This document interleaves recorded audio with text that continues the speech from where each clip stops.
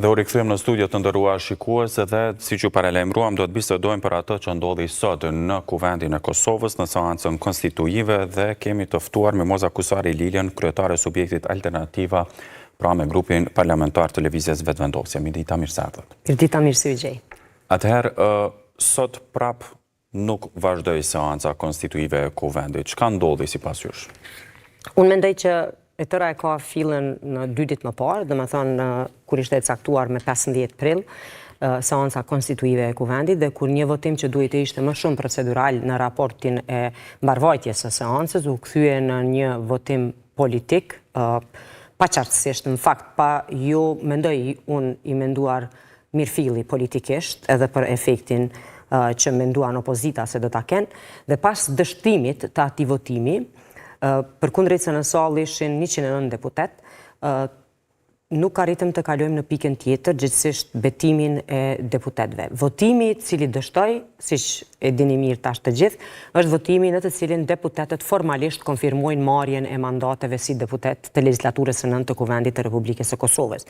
Grupi punues që bën verifikimin e raportit të prodhuar dhe votuar, e miratuar nga të njëjtat parti politike, pra në Komisionin Qendror Zgjedhor, bën vetëm verifikimin e materialit me emrat e deputetëve, verifikon dhe konfirmon prezencën e atyre deputetëve në sallën e Kuvendit dhe ja rekomandon Kuvendit votimin e tij.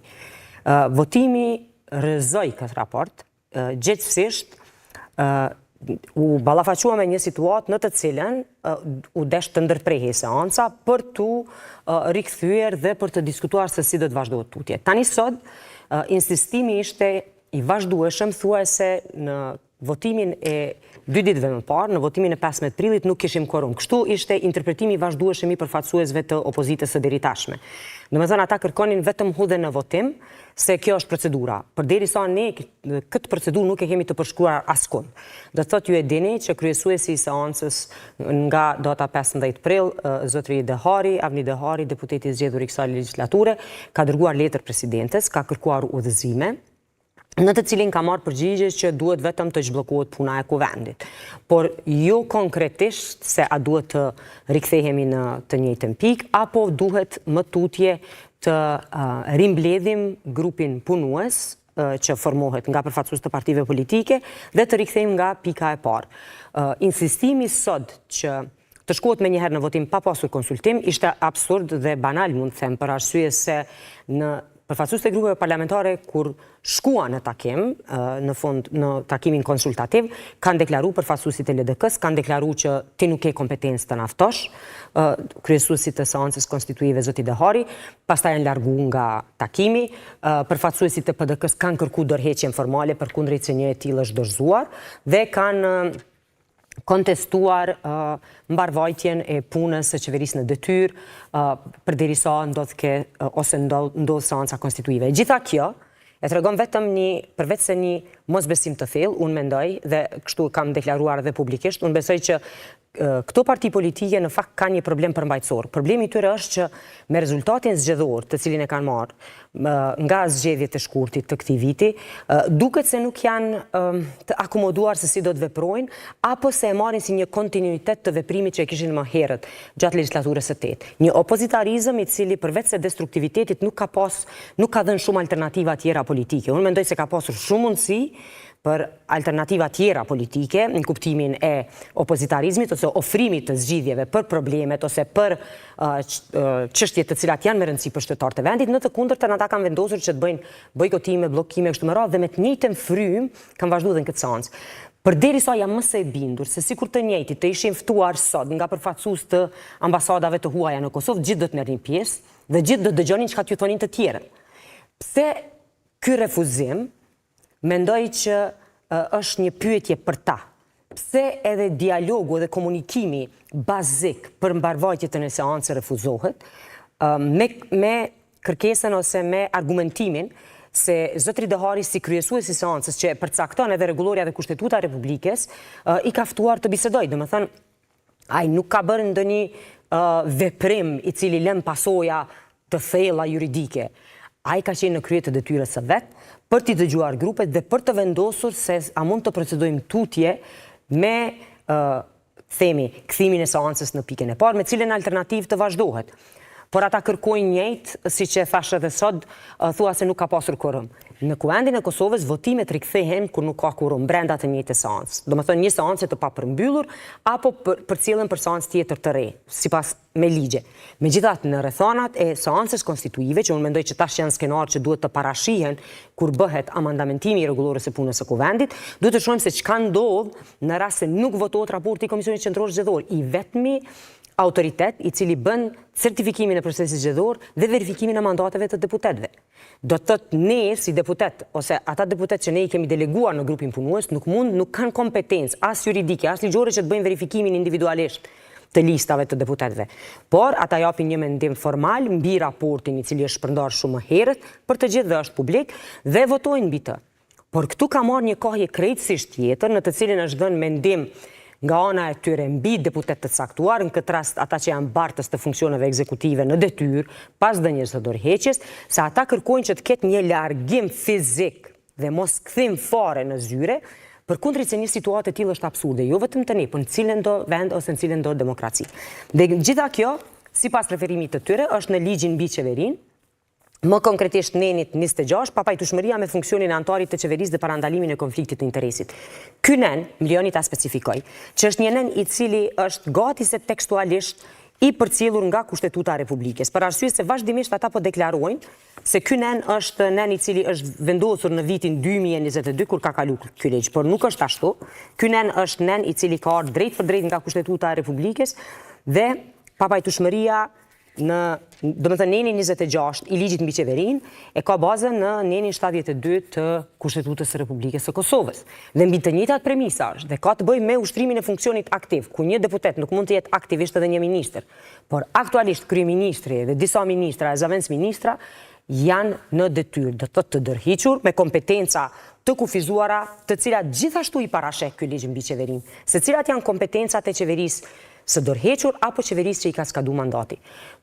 Disi ishte krijuar përshtypja se si parti politike, si subjekte, nuk ishin të përgatitura për një përmbyllje normale të një mandati. Do të thotë ne është hera e parë që kemi pasur një qeveri me mandat 4 vjeçar, prej fillimit deri në fund pa ndërprej, prej se kur është shpall Kosova shteti i pavarur, në këto 17 vitet e fundit është hera e parë që qeveria arrin ta kryejë mandatin dhe disi padurueshmërinë e tyre me faktin se është qeveria Kurti 2 e mbajti tërësisht mandatin, do të thotë të plot për 4 vite dhe tash po përgatitet për mandatin tjetër për 4 vite tjera, qeveria Kurti 3, disi duan si ta ushqejnë imagjinatën e tyre se mund të largojnë kryeministrin nga zyra, qoftë edhe fizikisht për pak ditë ose për pak orë.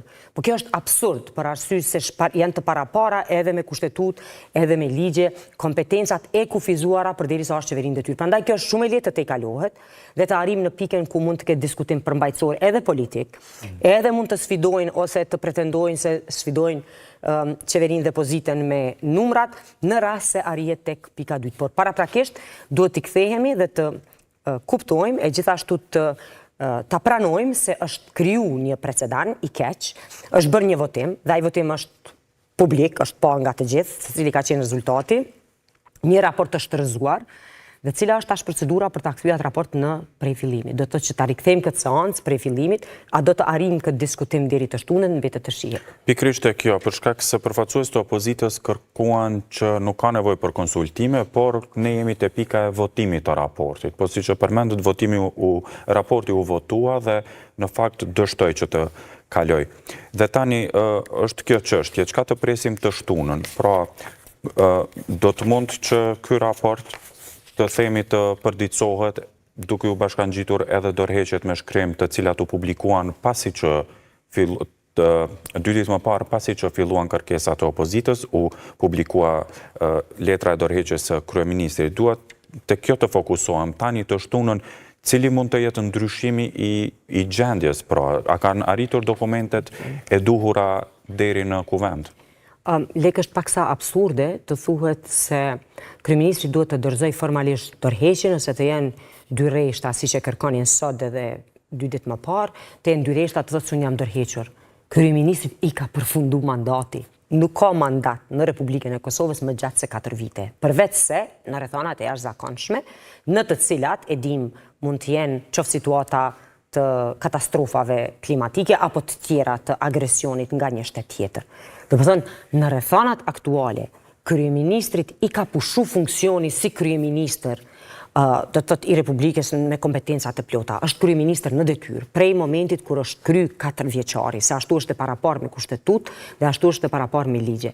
Ndërsa, aktualisht çfarë po ndodh është që po e mban funksionin e kufizuar, si që është e parapar me ligj dhe me kushtetut, deri në momentin e konfirmimit të një qeverie të re, të kryesuar nga kryeministri Kurti apo dikush tjetër. Por, në këtë situatë, të lidhen me këtë formalitet, përveç se e tregon një varfëri të mendimit, një varfëri të alternativës për qytetarët, por gjithashtu edhe një varfër me një humbje të shpresës për çfarë do përfshirje të tyre në jetën institucionale si pozit dhe me çka do që është e mundur ne të deblokojmë krimin e institucioneve ose pozitën aktuale edhe pozitën e ardhshme, për shkak se nuk do të jemi ne. Me fjalët e popullit i bjen që për inat tim re, më vdek tim bir, kështu që po i shkaktojmë dëm edhe vetit edhe popullit, por po i bllokojmë këta.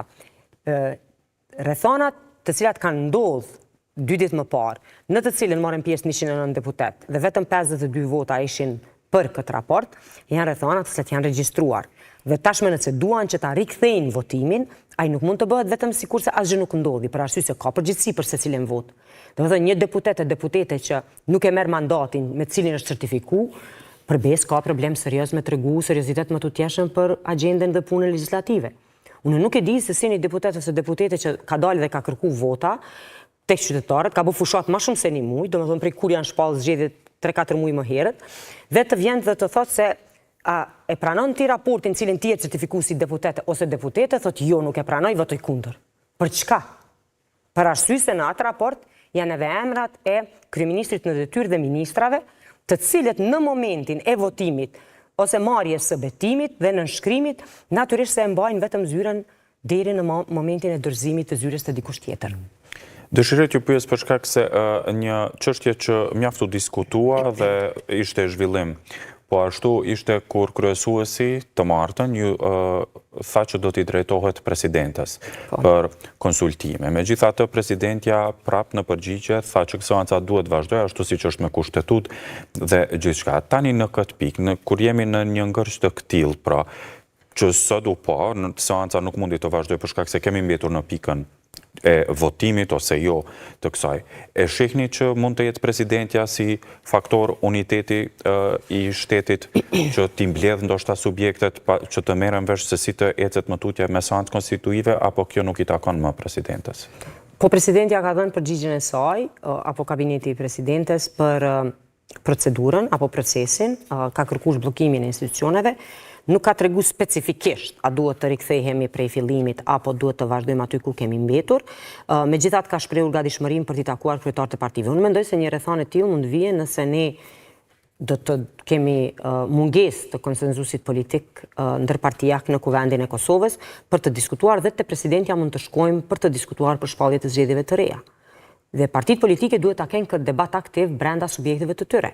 Do të thotë duhet të ulemi dhe të diskutojmë në diçka që mund të ishte shumë e thjeshtë vetëm procesi votimit teknik apo procesi procedural, do të thotë një hap procedural deri te ardha e betimit të deputetëve dhe pastaj votime tjera të formimit të institucioneve, apo duhet të komplikojmë çdo gjë, është e s'është për të komplikuar, për të thënë se jemi në një farë opozite ose për të thënë se këta janë shkelësit, këta janë bllokuesit e kështu me radhë. Do të thotë këto pyetje duhet të trajtohen dhe shqyrtohen me seriozitet tek secili subjekt, grupim politik, i cili mendon se mund të bllokojë formimin e institucioneve. Për arsye se kjo s'mund të shkojë në pafundësi. Nëse arrim të rikthehemi tek presidentja, diskutimi, unë mendoj, si përfaqësues e grupit fitues parlamentar, gjithsesi partisë me partner, cila e fitoi këto zgjedhje, që duhet shkohet në momentin kur shihet që nuk ka mundësi tjetër dhe refuzohet çdo lloj i debatit, i diskutimit, atëherë po i kthehemi sovranit dhe po i themi se kjo procedurë, nëse kemi marrë në thu, si të themi, fillimisht në kaq çështje të thjeshta procedurale, ndoshta është mirë të rikonfirmojmë mandatet, se duket se nuk kemi për të qenë në krye të detyrës për atë çfarë na pret, për sfidat, për problemet e natyrisht edhe për obligimet të cilat i kemi. Se do me thënë jemi në një situatë në të cilin, qoftë në rrafshin e brendshëm, qoftë në rrafshin e jashtëm, do me thënë aspektin geopolitik, ka shumë sfida dhe ngarkesë obligime që ne duhet të diskutojmë, se sa të trajtojmë një çështje e cila në frymën e ligjit dhe në frymën e mbarvajtjes së punës së institucioneve dhe shtetit është shumë thjesht e interpretueshme edhe e pranueshme. Por se që është një farë, themi, një patologji ose neurozë, nëse mund të përdor termat mjekësor, tek këta përfaqësues politik se duan ta largojnë, qoftë po them edhe për disa orë fizikisht kryeministrin nga zyra ose ministrat. Po kjo është abnormalitet, nuk ndodh askund. Ligji për qeverinë e parasheh që nuk mundesh me ushtru detyrë edhe si deputet edhe si ministër. Por kjo është fazë kalimtare dhe kjo është periudhë kohore cila është e paraparë edhe në ligj, edhe në kushtetutë për arsye se janë nenet që tregojnë kompetencat e kufizuara të qeverisë në detyrë. E qeveria në detyrë është pasi është dorëhequr ose pasi ka skaduar mandati dhe kjo është shumë e thjeshtë. Por mënyra dhe forma e interpretimit të tyre dhe pesha që po mundohen t'ja japin këtij procesi përbes tregon që nuk janë duke reflektuar mbi atë se cilat janë detyrat tona si ligjvënës ose si përfaqësues të qytetarëve të Republikës, por e rëndësishme është pozicioni i tyre dhe momentet si kur ato që u shkaktuan në seancë me 15 prill ose ato të ditës së sotme. Ajo që ndodhi të martën ishte po ashtu disa deklarata nga personalitetet pra të opozitës po ashtu, apo opozitës aktuale, të cilët... Po edhe këta munden mi qujtë vetën opozit në detyrë, dhe mandej ja vazhdoj mandatin. Dëshiroj t'ju pyes për këtë, për shkak se kanë thënë dhe po ashtu ju kanë akuzuar si subjekti më i madh në kuvend që ky është një skenar i përgatitur nga ju sepse nuk i keni numrat për të vazhduar mëtutje me procesin për zgjedhjen e kuvendit. Dhe me këtë, a i keni numrat për të vazhduar mëtutje, a keni koalicione? Po kjo është shumë e lehtë, këta janë prap kontradiktor dhe shumë jo konsistent. Se nëse duan të na testojnë a i kemi numrat, këta e kishim votu këtë raport dhe kishim kalu me njëherë në votimin tjetër, ku do të dukej a i kemi as i kemi numrat. Do të thotë këtas nuk me veprimin e vet e kam parandalu konfirmimin e pozitës apo e shumicës ton, apo jo. Do më thonë, këta me njëherë u deklarun pas votimit të raportit, gjithsesi pas shërzimit të raportit nga ana e Komisionit Qendror Zgjedhor, dhe thanë e shihni që si ka numrat. Po ajo nuk ishte kurfar konfirmimi, se ajo nuk ishte dokumenti yni, as nuk ishte propozimi partisë më të madhe, as nuk ishte propozimi qeverisë në detyrë. Ai ishte një dokument, një raport i cili kishte marrë shumicën e votave të përfaqësuesve të partive politike që kishin qenë në atë komision, dhe disa prej tyre as nuk ishin kthyer në sallë, siç e deklaruan pastaj, për çështje të tyre, ata i dinë, por që nuk u votua një propozim i yni. U votua një dokument në cilin edhe ata kishin votuar pozitivisht pranë Komisionit Qendror Zgjedhor. Do të thotë përfaqësuesit këtyre po të njëjtave subjekte kanë votuar këtë raport në Komisionin Qendror Zgjedhor, janë certifikuar zgjedhjet në KQZ. Po të njëjtin raport nuk e votuan në seancën e kuvendit. Prandaj për të dalë deri tek konkludimi ose hipoteza e tyre që si kemi numrat, le ta votojnë, le të diskutojmë s'pari, le ta kthejmë agjendën, le të dakordohemi për si do të jetë agjenda një seance të re, le të votohet me shumicën e gjithë deputetëve, se unë besoj gjithë që kanë garu për deputet, duhet ta marrin edhe ta konfirmojnë edhe njerë marrjen e mandatit në kuvend dhe ta bëjmë betimin. E pastaj dalim tek pjesa ku propozohet kryetari i kuvendit, propozohen nën kryetarët e kuvendit, votohet edhe qeveria e re. A keni arritur koalicion me nismën? Për këtë, kur të vije momenti i votimit dhe i prezantimit besoj të kandidatëve, ka pasur përgjegjës për bisedime e natyrisht edhe arritjen e dakordimeve është kryeministri apo kryetari i lëvizjes vendosjes zoti Albin Kurti, dhe unë mendoj që në momentin kur do të thonë zoti Kurti të jap detajet e çfarë do marrëveshje me të gjithë të tjerët, besoj se do i keni informatat për parti tjera, po është shumë e rëndësishme që ne të procedojmë në hapa të cilat janë të paraparë për seancën konstituive. E me komunitetet jo shumicë, jo serbe? e njëjta Për shkak se janë përmendur disa emra, sepse është përmendur vazhdimisht që dhjetësia e komuniteteve jo shumicë, jo serbe, me automatizëm, ose jo me automatizëm, do shta term i papërshtatshëm me gjithatë gjithmonë, po natyrshëm janë pjesë e koalicionit. Do t'jeni, keni të 10?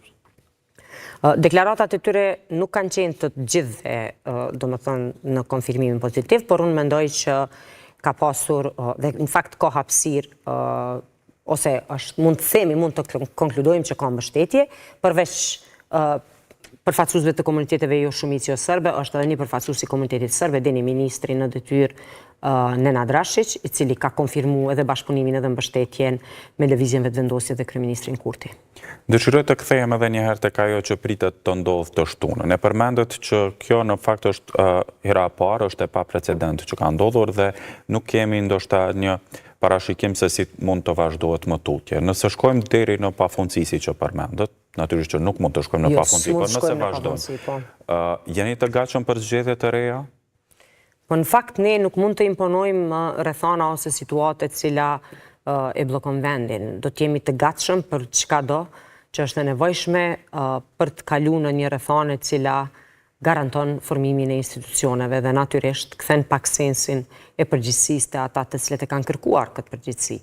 Për ne nuk është përjashtuese edhe zgjedhjet e reja, por unë mendoj që zgjidhja është në tavolinën e bisedimit, gjithsesi në konsultat që janë më së të domosdoshme me partitë politike në kuvend, mbi të gjitha kthimi i mirësjelljes bazike. Sot më duhet ta them, përderisa kryesuesi i seancës konstituive, deputeti Avni Dehari, udhëhiqte seancën, britma nga të dy anët, edhe nga PDK-ja, edhe nga LDK-ja, mbi kinse anshmërinë e tij, mbi kinse përcjelljen e mesazheve politike ishin kogja banale. Do të thotë mënyra se si trajtohet deputeti më i vjetër në moshë, kryesuesi i seancës, me mirësjelljen, me deklarimin, me prezantimin e argumentit, me ftesën për takim konsultativ, ishte në nivelin e detyrës dhe siç duhet të ishte në secilin situatë, në secilin kuvend, ku nuk mirën vendimet vetëm nga se pash se kishin publiku përfaqësues të partive të opozitës së dikurshme dhe të ardhshme skenarin e ditës së sotme nga administrata e kuvendit. Skenari duhet të parasheh edhe pjesën e konsultimeve apo diskutimit mbi një votim që ka ndodhur. Ai votim nuk mund të abstrahohet si gabim i rastit. Nëse kanë gabu, le ta kuptojnë se secili gabim në votim ka pasoja ligjore dhe ka pasojë që ka kriju një precedent. Dhe tash nëse ne themi nesër si deputet në legislaturën e 9 votojmë një ligj dhe kuptojmë se kemi bo gabim dhe pastaj duam ta rrëzojmë me njëherë, ose nuk e votojmë një ligj, e kuptojmë se kemi bo gabim se ai ligj ka qenë i rëndësishëm, themi për ndonjë marrëveshje ose ndonjë standard, i themi me njëherë kthejmë rropa. Nuk mundet. Për ligje ekziston periudha 3 mujore, për marrëveshjet ndërkombëtare ekziston një proces tjetër. Tani më duhet të plotësohet rregulloria e kuvendit edhe për votime negative të raporteve sikur KQZ-s në seancën konstituive. Në të kundërtën do të kemi këto sjellje të cilat e bëjnë të duket kuvendi i Kosovës si një debat i zakonshëm midis qytetarëve të Republikës pa asnjë funksion ku mund të themi, jo, kthej, se s'po m'pëlqen. Votimi tash e kthejmë ose bëjmë tjetër, ose sot, për shembull diskutimi sot ishin 100 deputet, ju keni treguar që i keni 51. Që kur ata në bëjmë verifikimin e mandateve tona, ku i din ata që ne jemi 51 ose 52 sa kemi qenë, ose sa kanë votu në fakt, se kemi qenë më shumë, sa kanë votu para 2 dite. Do të thotë, mbi këto premisa, këto nuk janë premisa ligjore, se nuk po krijohet këtu, themi nuk janë këto, nuk kemi duke përcjell rregullorën e punës kuvendit, ose deklarimet, themi se i dëgjum pastaj edhe deklarimet të përfaqësuesve të shoqërisë civile, është bëshkelje kur u mbyll seanca, se ka pasur quorum, ka mund të hudhet në votim. Si mund të hudhet në votim ku ai është votu, është rrëzu? Cili është procesi për mi rikthy? Pse nuk e diskutuan këtë çështje? Pse nuk e thanë po e rihapim seancën dhe po i kthehemi krejt prej fillimit, po e formojmë një komision dhe po tregojmë se ai komision po e verifikon që ky raport është në rregull dhe ne po fillojmë prapë me kushzime. Tha një parti thoi ke leti dorëzojnë ndërheqjet, një parti tjetër thoi ke na nuk folim se nuk e ke mandatin tim me na mbledh në takim konsultativ, një parti tjetër thoi ke jo s'ka nevojë me u riformu grupi punus, që akordim total. Që akordim total dhe munges totale e përgjithësisë për mandatet që i kanë. Ata i thanë qytetarëve të vetë, votuesve të vetë, se nuk e du mandatin, se Albin Kurti është hala kryeministrin detyrë në zyrat vetë. Edhe po ja kërkojnë, me thonë, dilti prej zyres, pakten e për 2-3 orë, se po du me pas, se s'po mujnë ndryshe me forcë politike, ose me forcë të votuesve, po du me këto ngërçat që unë po konsideroj që mujnë mi kryu, ose me ato interpretime që ata po konsiderojnë që mujnë mi bo. Do me thonë, është absurde, në krejt në të ansinë e vetë, që në formën edhe mënyrën se si kanë tregu se përdojnë me fillu legislaturën nëndë, përbes, zgjedhjet e reja nuk pëmduken shumë ide keqe. Dhe po e përmendni që kjo nuk parashihet në rregullore, apo jo? Jo, këthimi në seancë konstituive, jo. Tregohet në seancën në rregullorën e kuvendit, seanca konstituive i ka hapat në cilën tregohet që si kryesohet. Imagjinoni, tash t'ju tregoj edhe një absurd tjetër. Në seancën konstituive, do të thonë në nenin nën të rregullorës së kuvendit, kryesimi i seancës konstituive parashihet që bëhet nga deputeti më i vjetër, i ndihmuar nga deputetja më e re. Tani imagjinoni në këtë takim konsultativ në të cilin fillimisht ishin 2 përfaqësues të LDK-s dhe ata u larguan me një herë, se ju drejtuan, si që thash zotit Dehari, që ti nuk je kompetent për me naftu neve me fol, ose nuk je të drejtë me na thirrën konsultime. Përfaqësuesit e PDK-s e kërkonin prap dorëheqjen e kryeministrit dhe ministrave, ndërsa deputetja më e re që vjen nga radhët e kësaj partie, që rastiste jetë ashtu për shkak të moshës, ju ankua kryesuesit i tha ti mos më konsulton për asgjë. Tha dhe unë jam kryesuese me ty. Kjo me të vërtetë se është absurde. Nëse kush e ka konsultu gabim. E nëse ajo vetë e ka kuptu ashtu, atër është gabim prap. Për arsye se thuhet shumë sakt që seancën konstituive, deri në zgjedhjen e kryetarit të kuvendit, e drejton deputeti më i vjetër në moshë, i ndihmuar nga deputeti më i ri në moshë. Dhe kjo është shumë qartë e thënë. Gjithashtu, pika 3. E neni 9 të rregullorës së kuvendit thotë se në seancën konstituive nuk zhvillohet debat. Do të thotë se në të gjitha rrethonat, në të cilat s'o du mundu, të rikthehet në votim, të gjuhen fjalë nga ulëset e kështu me radhë, krejt ish evitu sikur përfaqësuesit e këtyre partive të ishin shku në takim, të kishin diskutu takim konsultativ, prap po e them. Të kishin diskutu për procedurën dhe të kthehen në seancë për të jap njoftimin se cili është dakordimi i gjitha partive politike të përfaqësuara në kuvendin e Kosovës. Po këtu po them edhe njerë, zeli për të pengu, zeli për të parandalu, e gjithashtu edhe për të largu, qoftë si e thash edhe për pak orë, kryeministrin nga zyra, është absurd, ka kalu në abnormalitet, i cili po shpërfaqet në format të cilat përbes nuk do duhet të ishin fillimi një legislature të re. Cili është, po vërem, ndoshta ka mbetur polarizimi edhe i fushatës zgjedhore. Edhe i tërë afatit të legislaturës së 8. Për 4 vite ne kemi pasur këtë gjuhë në kuvendin e Kosovës. Dëshiroj t'ju pyes te kjo, po i kuptojmë dhe po i shohim qëndrimet e partive të opozitës. Por cili është qëndrimi juaj për çfarë hapa të tjerë parashihni të ndërmerrni që të zhbllokohet kjo situatë deri të shtunën? Përveç pra publikimit të martën, i pa mu publikuan letrat e dorëheqjeve, por tani nga sot deri të shtunën, çfarë hapa të tjerë do të ndërmerrni që të zhbllokohet situata? Po mendoj që hapi i radhës është takimi konsultativ për vazhdimin e seancës. Vendimarrja e përbashkët e partive politike për agjendën e një seance, në të cilën do të rikthehej në votim me një konsenzus prej pikës parë, qoftë me formimin e komisionit të ri apo komisionit të njëjtë, po një konfirmim pozitiv për raportin dhe pastaj hyrja në agjendë të votimeve të tjera. Do të thënë, kjo është e vetmja mënyrë dhe formë për të vazhduar përpara me seancën apo me përmbylljen e suksesshme të seancës konstituive. Mendoni që do të mund të gjendet një zgjidhje që të shmangeshin zgjedhjet e reja të jashtëzakonshme, duke pasur parasysh që na presin zgjedhjet lokale dhe me këtë rast, nëse nuk kemi një koalicion të madh apo një marrëveshje për rizgjedhjen ose zgjedhjen e presidentit ose presidentes së re, do të mund prap të shkojmë në zgjedhje dhe mbesim në një cikël zgjedhjesh në më pak se një vit. Po, e vërtet, kjo nuk është, unë e thashë më herët, kjo nuk është skenari joni preferuar.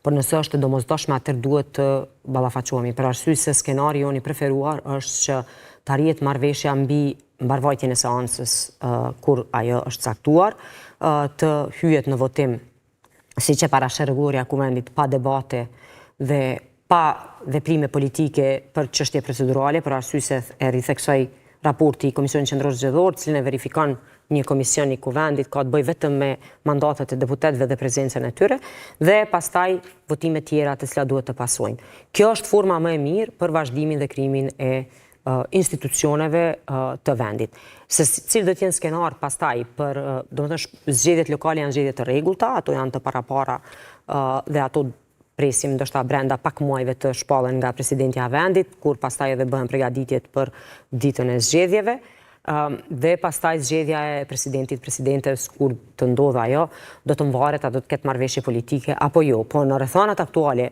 para së gjithash, unë mendoj që është më shumë e rëndësishme funksionimi, mbarvajtja dhe kompletimi me kompetencë institucioneve të vendit për shkak të situatës në vend dhe në rajon e natyrisht edhe për shkak të sfidave me të cilat duhet të ballafaqohet një qeveri me kompetencë të plotë, jo një qeveri në detyrë, jo një qeveri me kufizime, se sot qeveria në detyrë apo qeveria të cilat i ka shkaduar mandati është me kufizime të cilat i parashë ligji për qeverinë dhe dihet se cilat janë ato nga neni 30 i ligjit. Prandaj më shumë se sa vetëm këto manovra të momentit të cilat duket se i dolen jashtë kontrollit edhe opozitës, apo si ishin të menduara mirë nga ana tyre për mos pjesëmarrje në votim, ose votim, në fakt, jo mos pjesëmarrje, po votim kundër një raporti që ishte një procedurë thjesht, duhej të te kaloheshin tani më me një seriozitet dhe pjekuri të dialogimit, për arsye se për mua është shumë absurde që në këtë mënyrë të barikadohen në pozicionet e veta dhe të fyejnë ofendojnë përfaqësues të partisë më të madhe në vend,